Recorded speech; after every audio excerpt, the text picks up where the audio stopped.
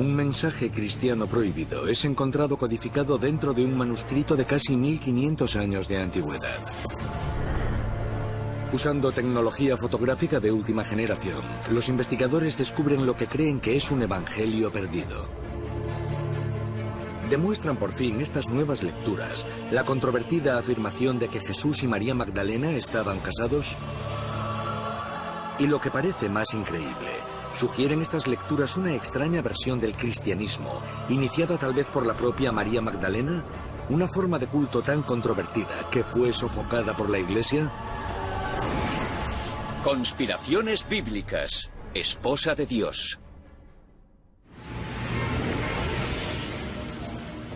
En la sección de manuscritos singulares de la British Library está el artículo 17202. ¡Qué emocionante!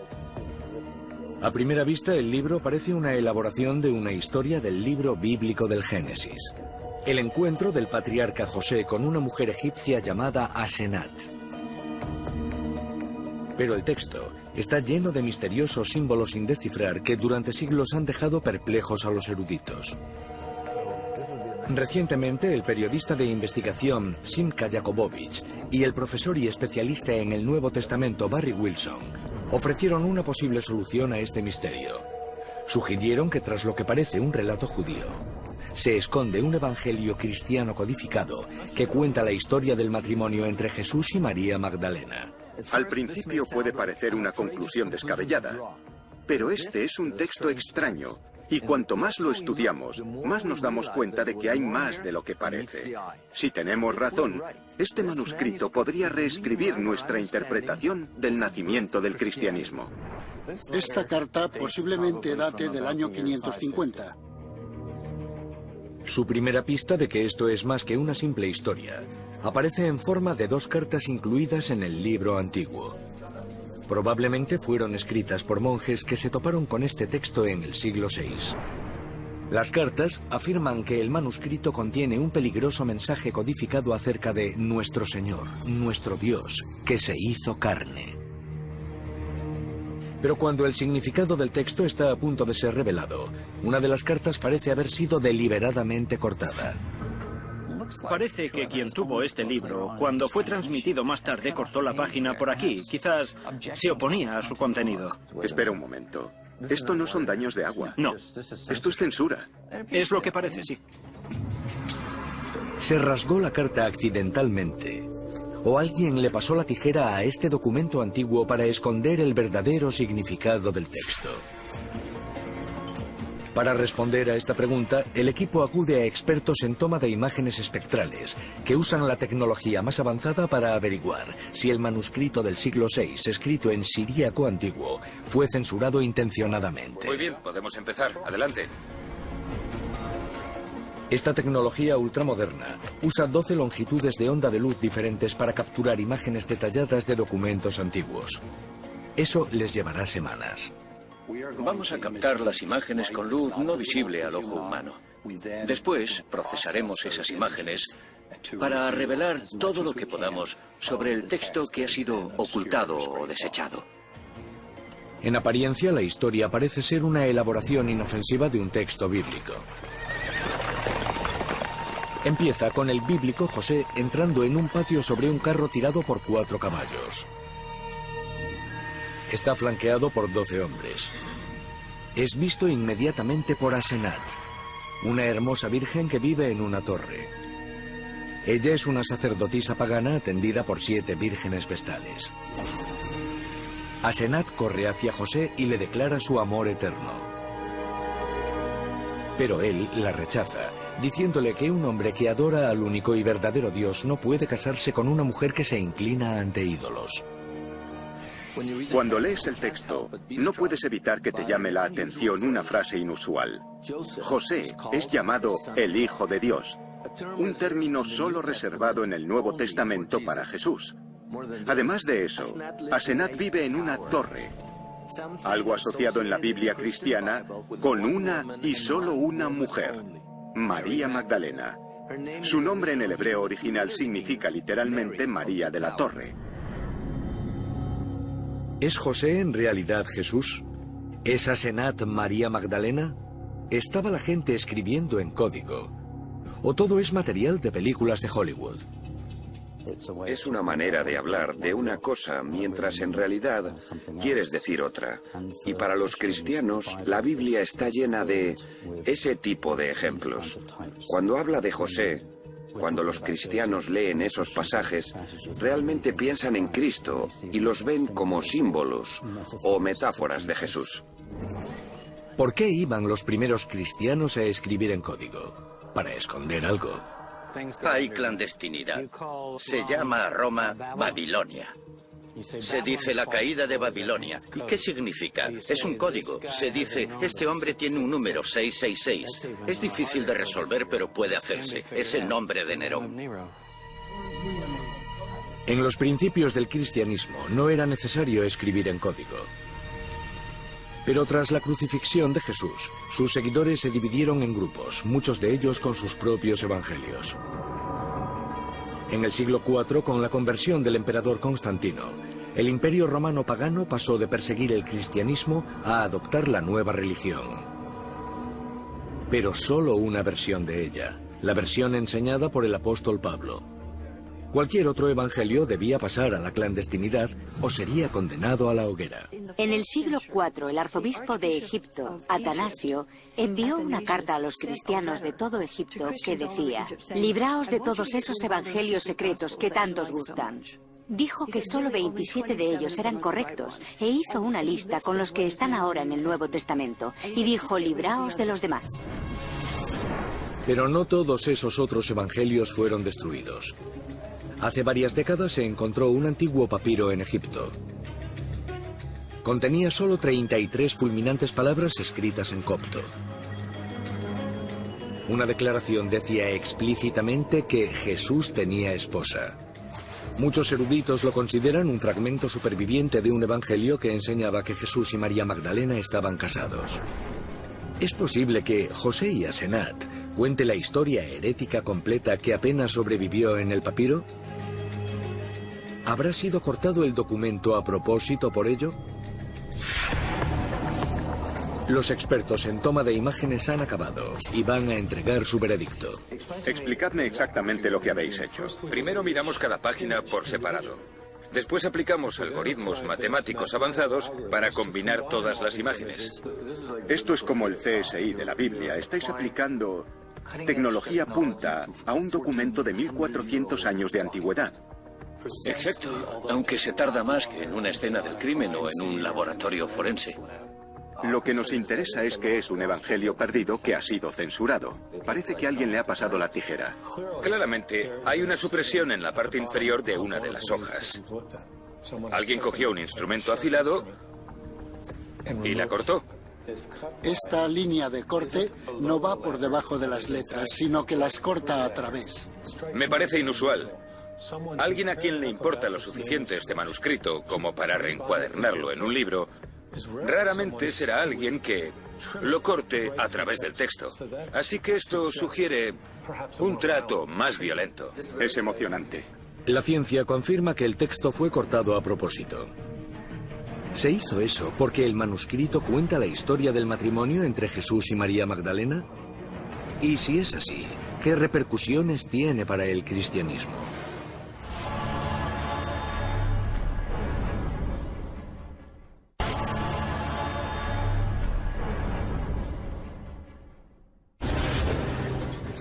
El periodista de investigación Simka Jakobowicz y el profesor Barry Wilson sospechan que un libro antiguo que cuenta la historia de amor bíblico de José y su esposa Asenat es en realidad un evangelio codificado que describe el matrimonio de Jesús y María Magdalena.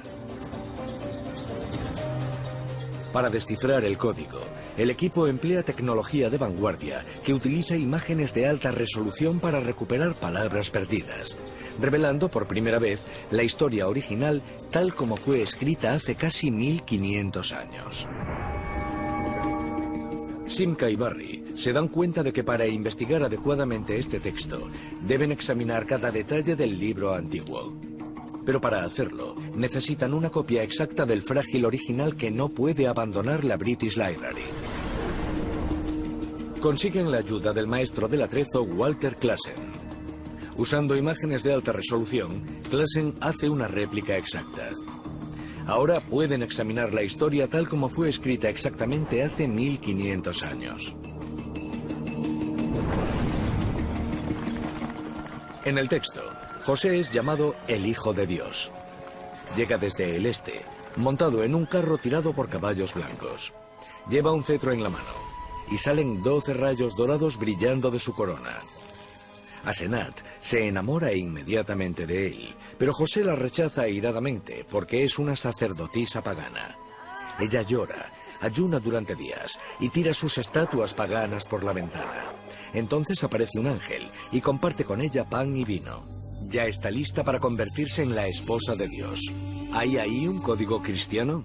Es imposible que un cristiano griego o sirio del siglo IV o V leyese José y Asenat con todo ese lenguaje sobre el Hijo de Dios, sobre ungir con aceite, pan y vino, comida sagrada, sin pensar que es un tipo de alegoría sobre Jesús. Sorprendentemente, parece que aparte de los claros signos cristianos, el texto incluye también motivos paganos. El héroe de la historia es descrito como el dios del sol, Helios. Llega desde el este, igual que el amanecer.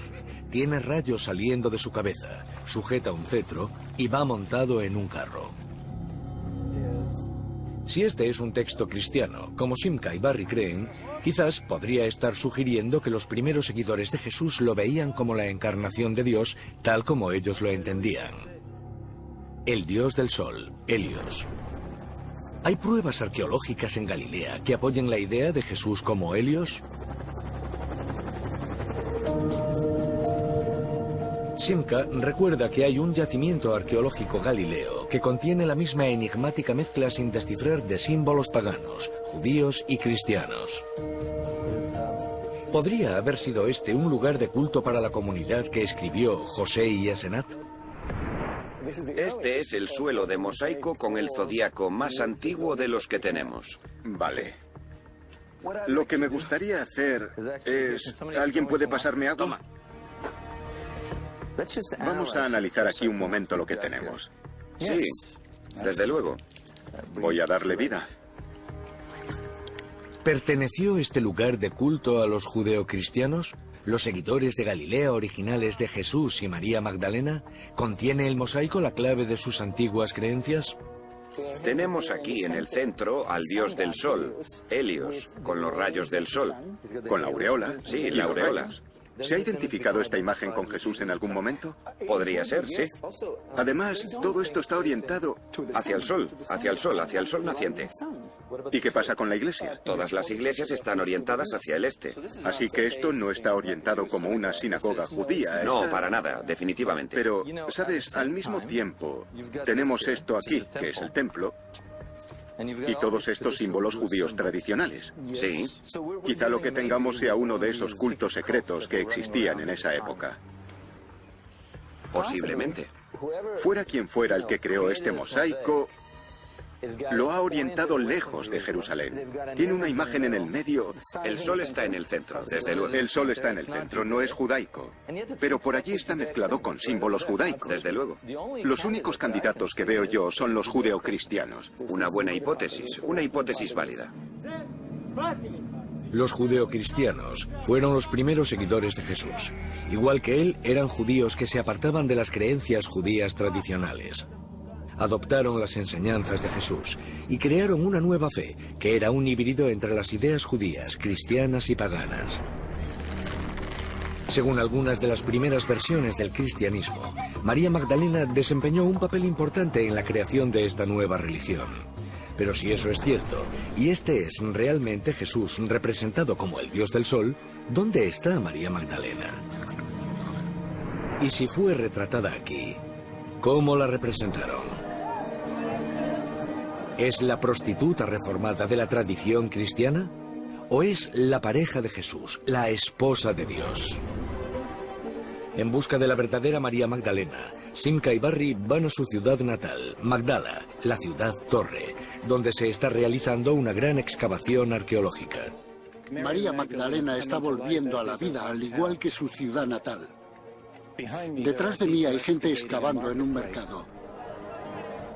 La gente que vivía aquí era de orígenes muy diferentes: judíos, griegos, romanos, sirofenicios, y justo detrás del mercado está el mar de Galilea.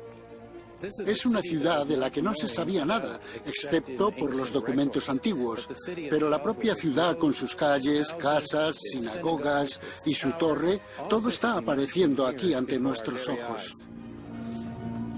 Sorprendentemente, lo que está apareciendo es una ciudad galilea, con una población variada y una mezcla de ideas religiosas, representadas por sinagogas y torres en las que los rabinos y las sacerdotisas fenicias guiaban a sus fieles.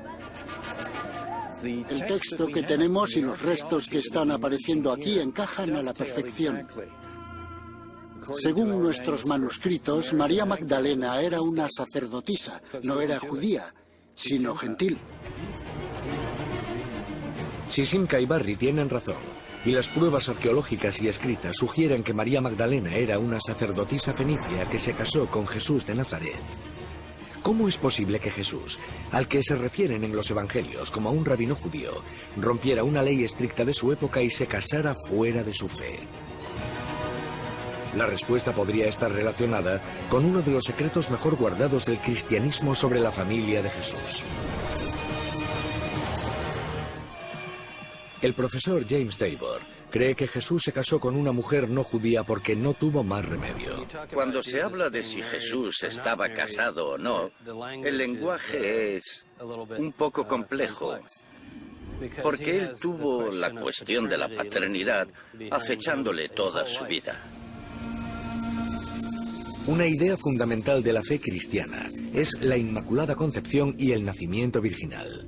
Pero en la Judea del siglo I, cualquier incertidumbre sobre la paternidad metería a Jesús en la categoría de mamzer, la palabra hebrea para hijo ilegítimo. Según la ley judía, cualquier hijo nacido de una mujer judía fecundada por alguien que no fuera su marido, incluso Dios, sería considerado un mamzer y solo podría casarse con una no judía. Pero ¿hay alguna prueba histórica que sugiera que durante su vida algunas personas consideraran a Jesús un mamzer?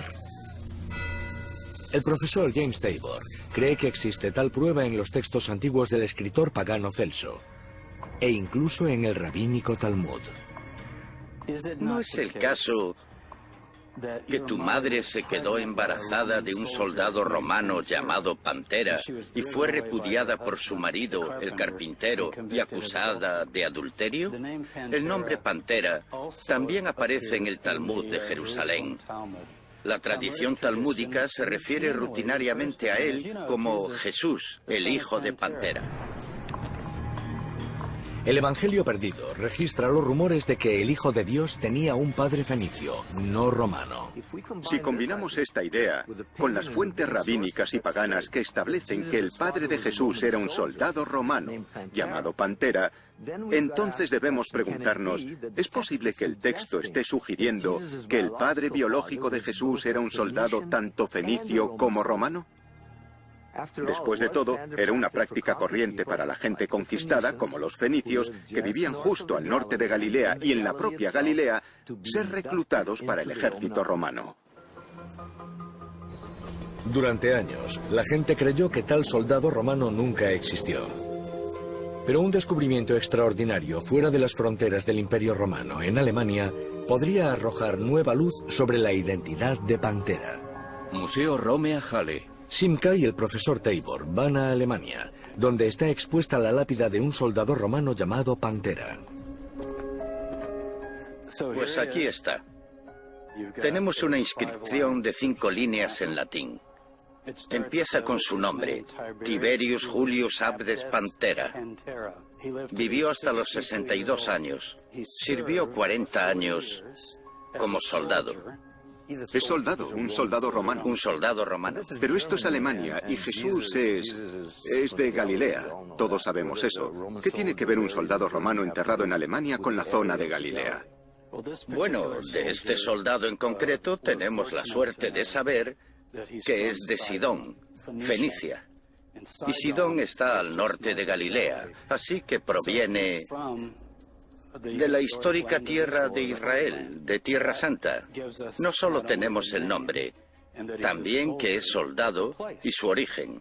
Lo único que necesitamos es la época. Vaya, esto realmente lo pone a este soldado en la zona de Jesús, ¿verdad? Quiero decir, Durante el reinado de Tiberio. del 14 al 37 después de Cristo, Jesús murió en el 30.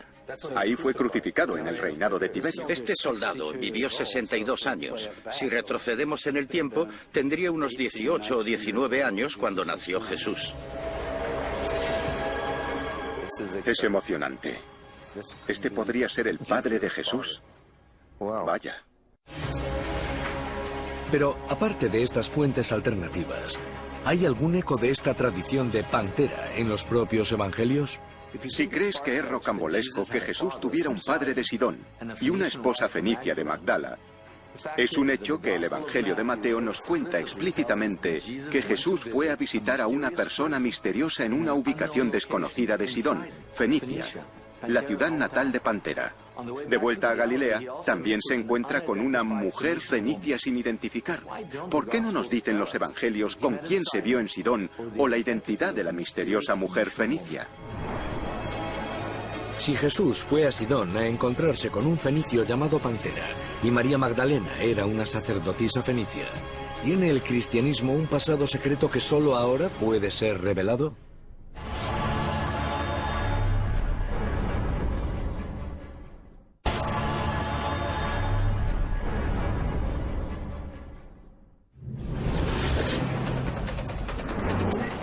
Simka Jakobowicz y el profesor Barry Wilson intentan descodificar un texto antiguo que parece contar la historia desconocida del matrimonio entre Jesús y María Magdalena.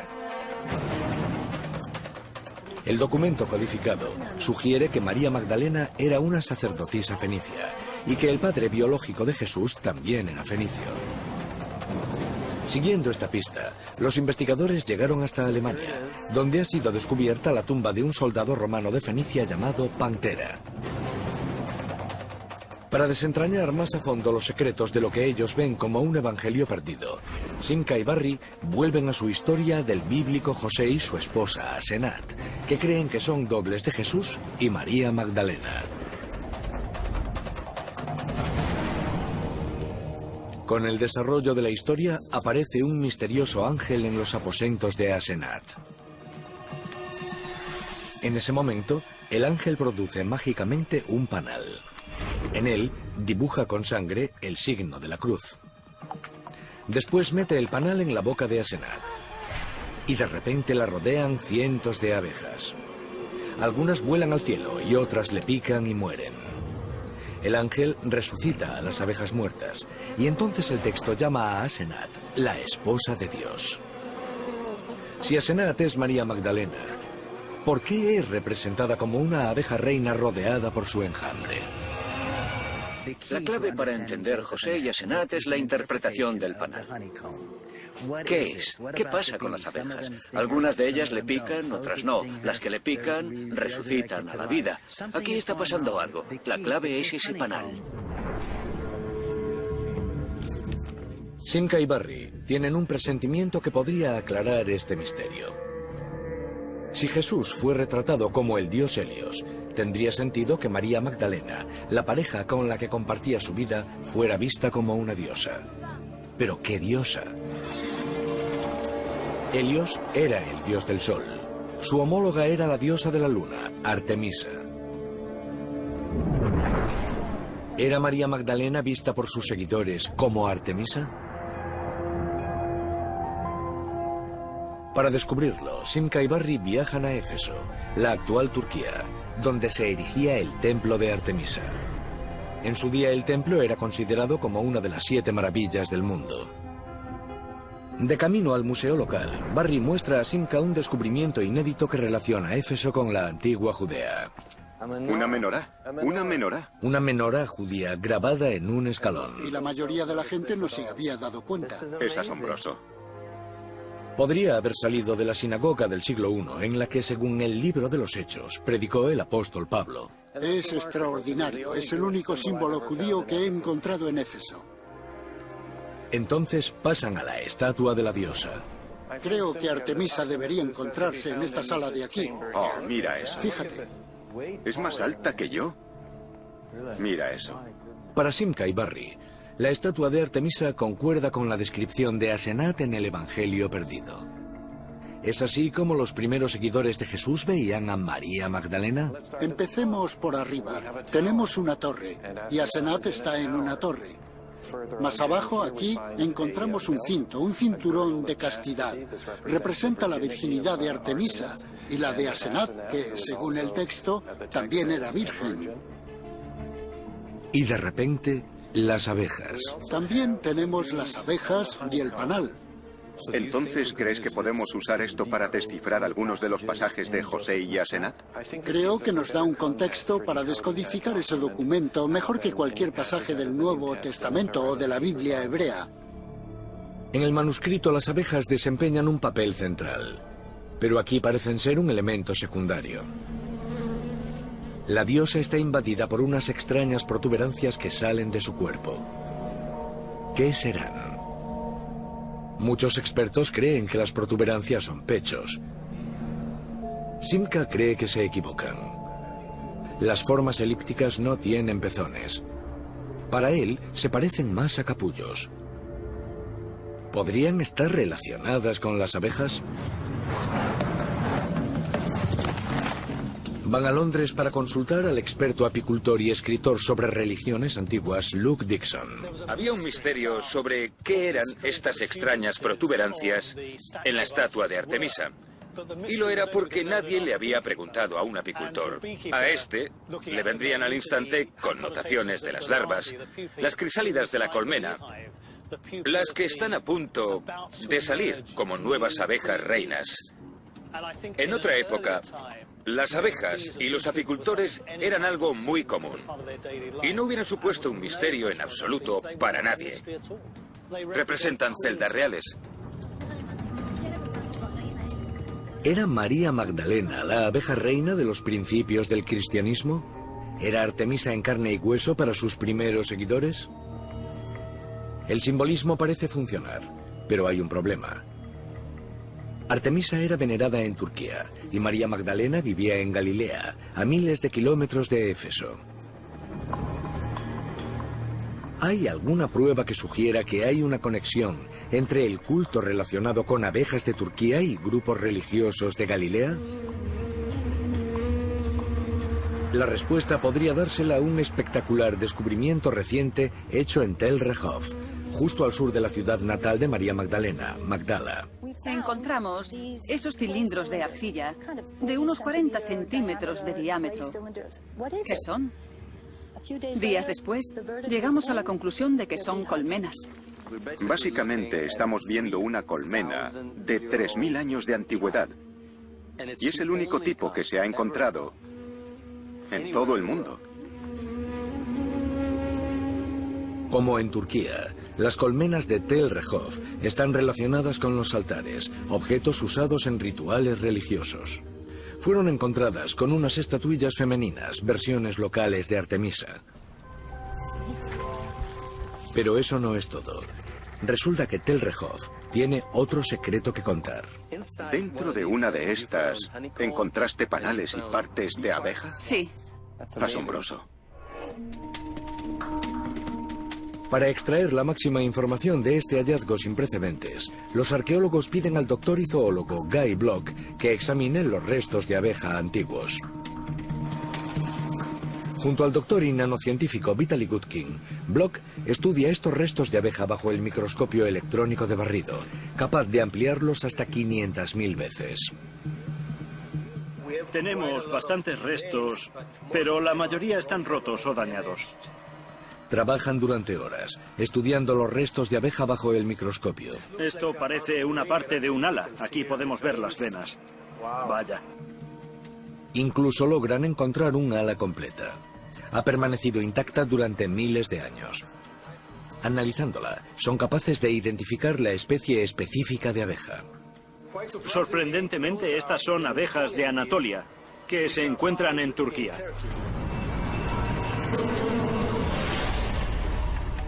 Aunque parezca increíble, la ciencia ha encontrado un posible vínculo entre las colmenas de Tel Rehov y un culto antiguo relacionado con las abejas de Turquía. ¿Han sido estas abejas sagradas importadas con propósitos religiosos? Como este tipo de abeja no pertenece a la fauna de Israel, parece respaldar las sospechas de Simca y Barry de que las abejas del manuscrito fueron puestas en la historia para crear una analogía entre María Magdalena y la diosa de Éfeso. Es posible que los primeros seguidores de Jesús lo vieran como el dios del sol, Helios, y a María Magdalena, su esposa, como la diosa de la luna, Artemisa. Y si es así, ¿qué significaba el matrimonio entre el sol y la luna para los primeros cristianos?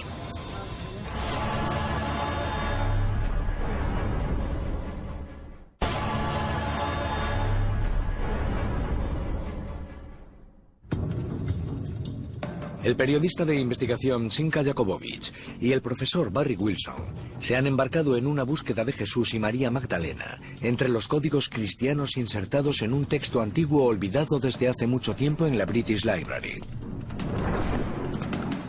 La investigación empezó con el descubrimiento de 2 cartas del siglo VI, probablemente escritas por monjes, que afirmaban que el texto contenía un significado secreto sobre el Señor. Justo cuando el escritor de la carta antigua estaba a punto de revelar el mensaje secreto del texto, alguien pasó la tijera a su carta. Más de 1000 años después, Simca y Barry deciden descifrar el manuscrito censurado. En el texto, el patriarca bíblico José parece ser un doble de Jesús. Su esposa, Asenat, parece ser una doble de María Magdalena. Barry y Simca creen que una vez descifrado el código, el texto se expone como un evangelio perdido que retrata a Jesús casado con María Magdalena, que resulta que originariamente era una sacerdotisa pagana.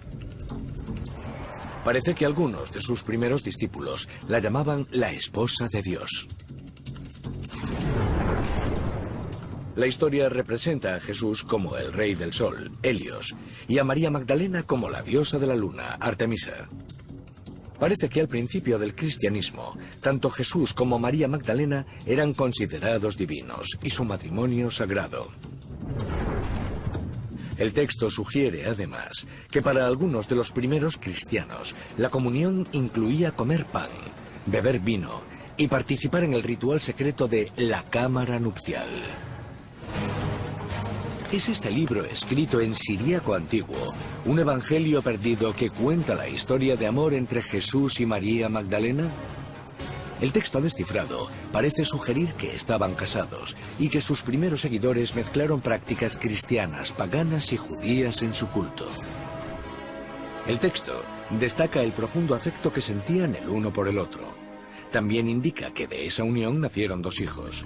Si esta es realmente la historia de Jesús y María Magdalena, ¿por qué es tan diferente de la versión tradicional contada por la Iglesia?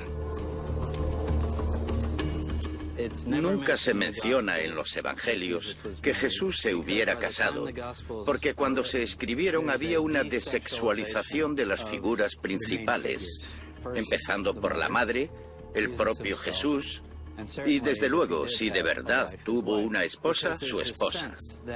Porque hay una creencia de que estas figuras son tan sagradas, tan cercanas al cielo y tan alejadas del mundo, que la mera idea de que estuvieran relacionadas con la sexualidad se vuelve impensable. El Evangelio perdido parece ser lo que los eruditos llaman un texto gnóstico. Para la mayoría, los gnósticos eran cristianos que creían que Jesús y María Magdalena eran pareja y que el aspecto más importante de sus enseñanzas era ser un modelo de matrimonio perfecto. Los gnósticos solían imitar este matrimonio perfecto a través de un ritual, también mencionado en este texto, llamado la cámara nupcial. Los gnósticos no eran un grupo marginal o tardío. De hecho, algunos de los primeros restos arqueológicos cristianos de Roma son gnósticos y parecen atestiguar una especie de ritual sexual. Gregory Snyder lleva décadas estudiando los principios del cristianismo. Con la ayuda del animador Tom Hillman, está reconstruyendo una de las primeras inscripciones de Roma. Se remonta al siglo II y parece revelar prácticas gnósticas relacionadas con el rito de la cámara nupcial. Estas son formas griegas clásicas de esas letras. Puedo decir que es una de las inscripciones más antiguas, no hay duda. La reconstrucción de esta primera línea es Lutra, que es la palabra para baños. Lutra de moi paston dido cusin sun adelfoi. Para mis baños, los hermanos de las cámaras nupciales me guían con antorchas. ¿Qué significa exactamente? La cámara nupcial podría ser un ritual real que se habría celebrado, digamos, tras el bautismo, la Eucaristía y la consagración con aceite. También tenemos un comentario del obispo Irineo que dice que un maestro valentiniano llamado Marcos tenía la costumbre de celebrar el ritual de la cámara nupcial, e Irineo además dice que él mismo hizo ese ritual con seguidoras como una manera de establecer una especie de interacción con ellas de una manera casi lasciva. ¿Es posible que los primeros cristianos celebraran no la vida de celibato de Jesús, sino su unión física con María Magdalena? ¿Hay alguna prueba arqueológica de un movimiento primitivo cristiano que creyera en el matrimonio sagrado? Por sorprendente que parezca, podría ser así. Es difícil para nosotros concebir un cristianismo que implique un matrimonio sagrado, pero recordad que en el mundo antiguo, en Egipto, por ejemplo, el bienestar del reino dependía de la vida amorosa del faraón y su esposa. La fertilidad de la tierra dependía de lo que pasaba en los aposentos reales. ¿Por qué? Porque no eran como tú o como yo. Para los egipcios sus gobernantes eran dioses y diosas. Asimismo, si para sus primeros seguidores Jesús era un dios, su esposa tenía que ser una diosa. Así que no es sorprendente encontrar este mensaje insertado en nuestro texto o en lugares de culto de Galilea. Se pueden encontrar pruebas de esta creencia en un mosaico antiguo descubierto en Beit Alfa, Galilea. Este yacimiento, que se consideraba una sinagoga judía, contiene la misma combinación de enigmáticos símbolos paganos, cristianos y judíos, encontrados en el yacimiento arqueológico de Hamat Tiberias y en el Evangelio perdido. En el centro hay una imagen del dios del sol, Helios. La representación de Jesús como Helios montado en su carro cruzando el cielo encaja con el manuscrito. También encaja con una de las primeras representaciones de Jesús que está debajo del mismo Vaticano, en el corazón del cristianismo católico. Simca y Barry creen que la luna del mosaico de Beit Alfa representa a María Magdalena, la esposa de Jesús, retratada como la diosa Artemisa. Pero las pruebas están abiertas a interpretación.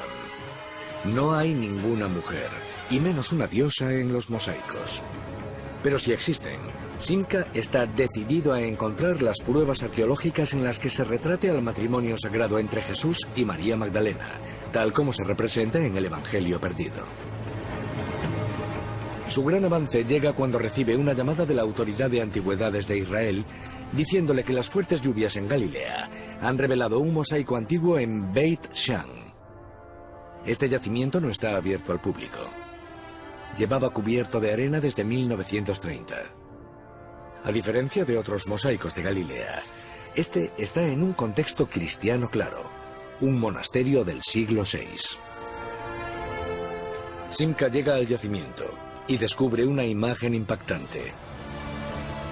Igual que en el Evangelio perdido, Jesús y María Magdalena están juntos en el centro de un círculo tipo zodíaco. Aparecen retratados como el Sol y la Luna. Tras verlo más de cerca, Simca descubre que hay 12 personajes alrededor de las figuras centrales, y no signos del zodíaco, como en los otros mosaicos de Galilea. Son 12 hombres. Bueno, hay 12 hombres. Aquí no hay 12 hombres y mujeres, ni signos del zodíaco. Hay 13 hombres en total, uno en el centro y 12 alrededor. Esto es una iglesia. Si le preguntas a cualquiera que estudia en una iglesia, si tienes a un hombre rodeado de otros 12, ¿de quién estamos hablando?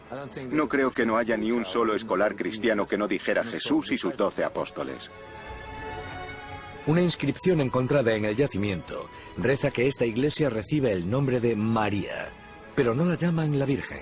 que siempre es retratada en el arte cristiano sosteniendo a Jesús de bebé o llorando sobre su cuerpo tras la crucifixión. Aquí, esta María aparece como una igual de Jesús.